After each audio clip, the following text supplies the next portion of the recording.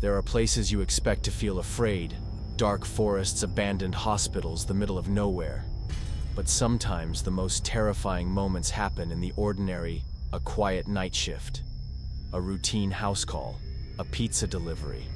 And what makes it worse is when the fear comes from a person.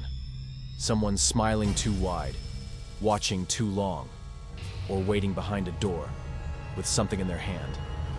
These are 3 true scary stories. You won't forget them. Story 1. The night I worked for Martha. I once took an overnight care job for a 65-year-old woman named Martha. Her daughter Colleen worked night shifts and needed someone with medical experience to stay in the house. She said it would be quiet, simple, just one night. I agreed. I needed the money, and it was just one night.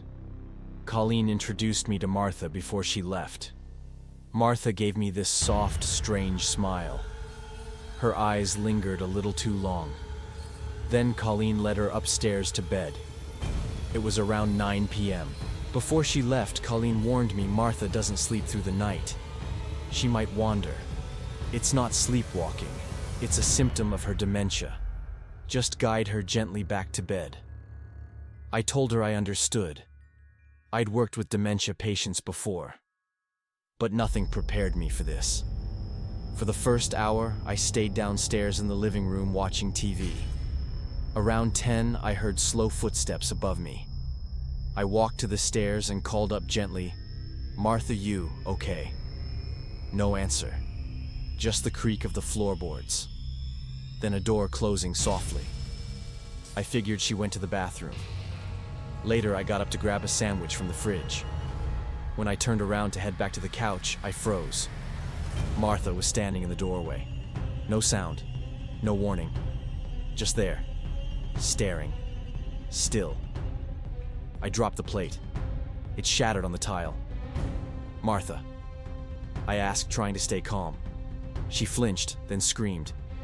"Who are you? What are you doing here?" I tried to remind her I was the nurse. Her daughter hired me. We met just a couple hours ago. She wouldn't listen. She just kept yelling, growing more frantic. "I don't know you. Get out of my house." Eventually, I convinced her to come back upstairs. I got her into bed, gave her water and melatonin, and stayed by the door until her breathing evened out. I should have stayed up, but I was exhausted. Colleen said I could rest in the spare room across the hall. I laid down on the small twin bed and closed my eyes. Just for an hour. I don't know how long I slept, but I woke up to a noise. Loud. Repetitive. Like something slamming. I jumped up and realized the bedroom door was still open. The sound was coming from downstairs. I rushed down the stairs quietly, heart pounding. When I reached the kitchen, I peeked around the corner, and what I saw felt like something out of a horror film. Martha was standing in the dark, illuminated only by the faint glow of the microwave clock. She was repeatedly opening and slamming the oven door shut. Bang, bang, bang. I called her name loudly. She stopped, turned slowly, then without a word walked toward the stairs, right past me. Her eyes looked empty. I followed her up.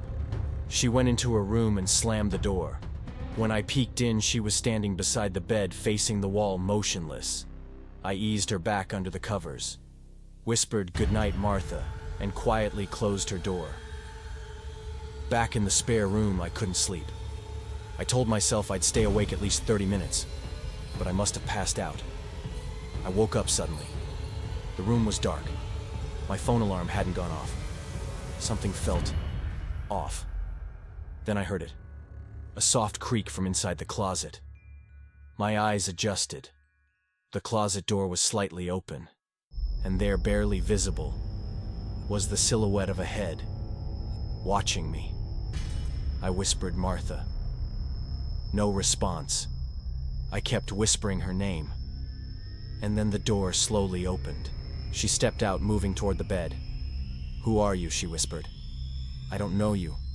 Same words as before, but this time she was holding a knife. A big one. From the kitchen. I backed away, fumbling for the lamp. When I turned it on, I saw her eyes. Wide. Blank. "Martha, put the knife down." She screamed and lunged, not fast, but enough to show she meant it. I leapt over the bed, bolted out the room, down the stairs, out the front door. I didn't call the cops. I called Colleen. Told her what happened. She screamed at me not to leave her mother. I screamed back that her mother had tried to kill me. I waited outside until Colleen arrived. When she went in, Martha was back in bed, sleeping peacefully. Colleen accused me of overreacting, until she saw the knife on the floor next to the bed. She never apologized. I never went back.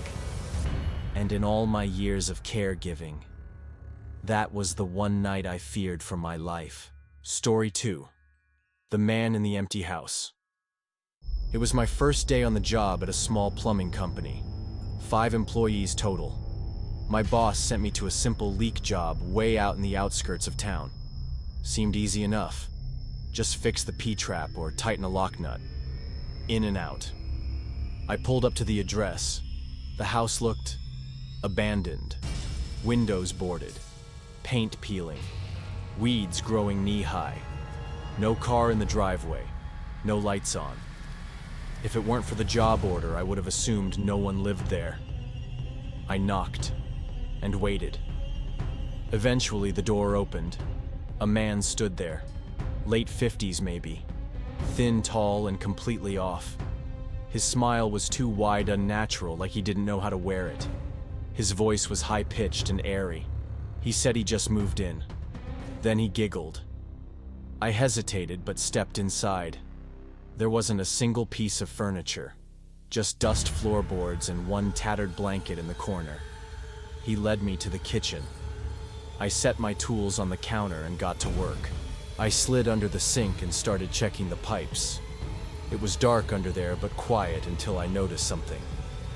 The man was standing over me, his feet planted wide on either side of my body. I was pinned between his legs, stuck.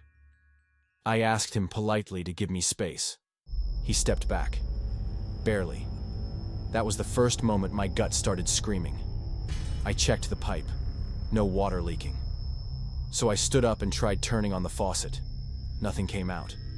I turned to him. "There's no water running," I said. He blinked, then said he might have accidentally turned off the main valve. Said he'd go fix it. Then walked upstairs. Upstairs. No house puts the water main valve upstairs. I waited. Listened. Then I heard it. Footsteps. Not one set. Multiple.